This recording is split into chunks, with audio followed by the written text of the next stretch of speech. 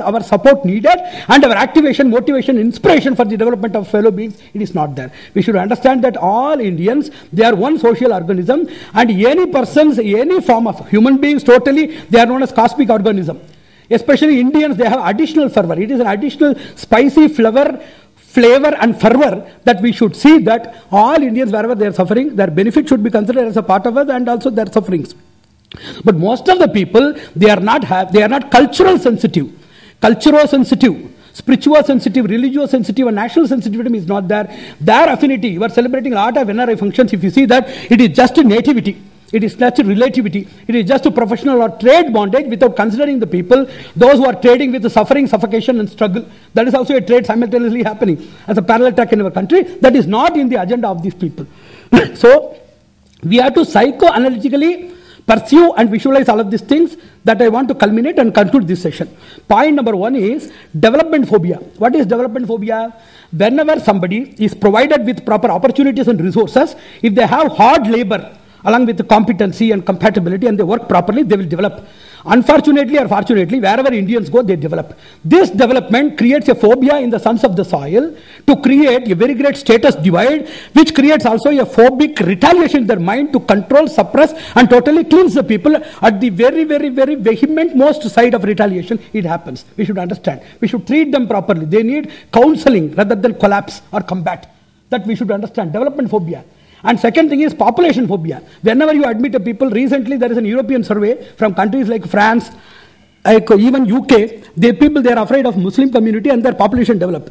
Because just they are multiplying in 3 things.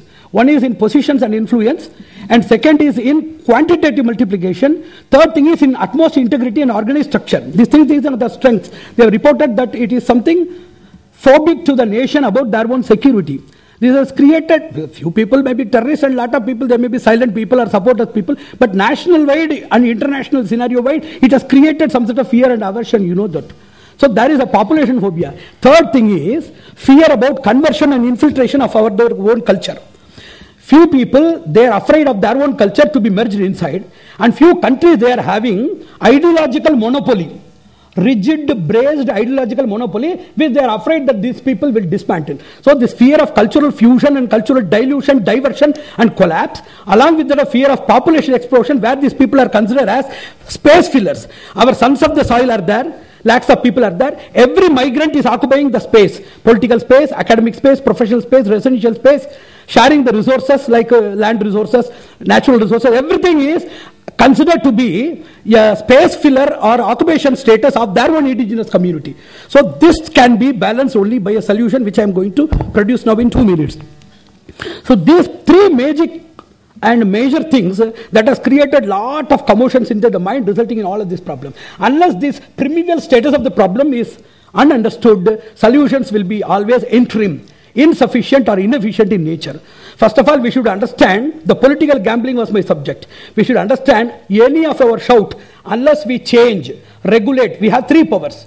To enthrone, dethrone and rethrone people is the power of democracy. Unfortunately, we are all very powerful but disintegrated. All the idiots, that is the kleptocratic members and theocratic members, are the all wrong members of the society. They are all very limited but highly integrated, organized, and having hierarchy of control throughout the society. So we should see that how far we can create integrity inside of us to develop all of these things. In 5 minutes I want to complete this. Naturally, what is the agenda of politics, modern politics? One is sensational exploitation. Second thing is to create mass attention and to make electoral encashment. This is the purpose, or this is the existence, this is the modus operandi of modern politics. These 3 things are there. And second thing is, wherever they are having mutual favor, you should understand this, wherever they are having mutual favor and some secret, silent and precious agenda, they won't work. Third thing is third party influence. It is known as appeasement and avoidance. What is appointment? Recently, because I am a professor of international relations in Jawaharlal Nehru Institute, recently we conducted a very big brainstorming session on India and her neighbors. Whenever we go for appeasement, America comes first. Whenever we are afraid of somebody and we want to avoid somebody's influence so that we have to fraternize some nations, China comes first. Why we have to fraternize Sri Lanka? Because Chinese influence for a military base at Sri Lanka is expected, or it is propagated by a rumor or a tumor or humor, whatever it may be. So there is a sense of appeasement and avoidance. In the political environment, political weather casting authorities, they are saying that. Weather forecasting authorities, they are saying that mainly the whole world is ruled by, especially some semi-stable countries like India, they are ruled by avoidance because they are not able to face things. Second is appeasement, otherwise some problem will come. So in political agencies, direct ideological rule or impact. In some countries, the leader is having political ideology strongly with a religious base so that he is harming somebody. Whenever there is a collective dominant ideology of the straight ruler, there we cannot do anything. Second, where there is active participation of non-state religious reactors, there also we cannot do anything. Silent rule, shadow rule, it is also there. So in that areas, whenever you see Malaysian case is there, whenever you see great countries like even Pakistan, Pakistan is having a tripartite companionship or tripartite rule. One is a separate rule of the military agency, one is a separate rule of the intelligence agency, third is a separate influential shadow rule of the territorial terrorist forces. And democracy is just a mediator or just a Purohit who weds between these three people depending upon the time and frame. So this is what we are seeing there. So we should understand the political ideology of these people and we should see how we can project this. And second very great blow to our head is the media community. Media is masked. Media is masked, media is monitored and manipulated. Recently I was telling about Amnesty International is inoperative and it is totally thrown out of Sri Lanka. Do you know that Amnesty International is inoperative or defunct even in India? Even in India, Amnesty International has been closed. Because of lack of support and promotive ideologies or supportive persons, it has been closed. We should talk about India also. Amnesty International, they have created a very great research known as silencing the dissent. How the international and national media people, they have created a Padma Vyuha of Abhimanyu, a very great impregnable shield or armor that has been created, a power armor or an horrific aura circle has been created where nobody can enter inside the fortification for reporting, realization and for making some sort of reactive base in the international platform. But they have to create a reactive response in the other area by reporting. Whenever you talk about the LTTE issue, how they got good name with the politicians and public sensationally at the time before, I say 20 years, before the murder of even Rajiv Gandhi, before a decade from that, whatever the people they have done, that is the Sinhalese forces they have done, they created a lot of like the Francis Gauthier's Holocaust museums, they have done a lot of about war crimes by means of documentaries, by means of documents, photo exhibition show, narration, personal experiential lamentation, everything. They shot and created sensation and sympathy in the minds of the people. In Malaysia, nobody knows about what is Malaysian problem. It does not reach the public. When media fails to do that, you take your own media and do it like multi-level marketing, multi-level media marketing, you can do that. It will take some time, but this should reach the proper level of the society. Elite people, they are not interested, and activists like us, we are isolated. So we need a very great integration to deal with the dynamic machinery, either to regulate or to reinforce the dynamic machinery of the government to prevent it from gambling. You know that double jeopardy is there with all government. Three problems: inertia, double jeopardy and perfect reaction. What is double jeopardy?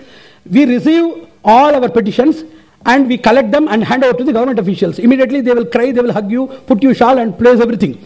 And silently there will be a secret agenda between both of the governments. You see, you should understand, your clan is different, ethnic relations are different, political relations are different, individual leaders' underground relations are different. It is known as double jeopardy. Inertia, whatever you shout, it is like a conch blown in the deaf person's ear. They won't do anything. Third thing is perfectly done. Recently, Human Rights Watch, they have given a report.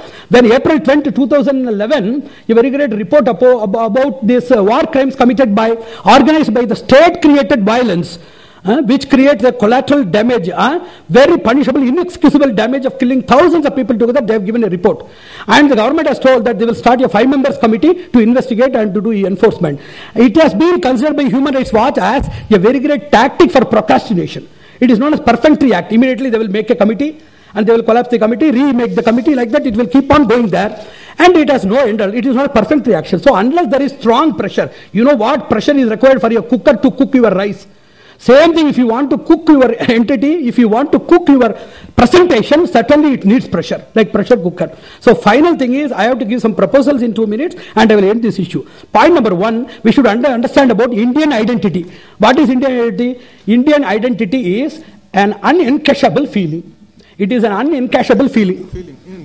Unencashable. It has no value at all. If you say any caste, if you say any religion, it is encashable. But Indian identity has no encashability in political domain. So that is least concentrated or attended by people. So we have to make it very serious and sincere so that, yes, then only it will work properly.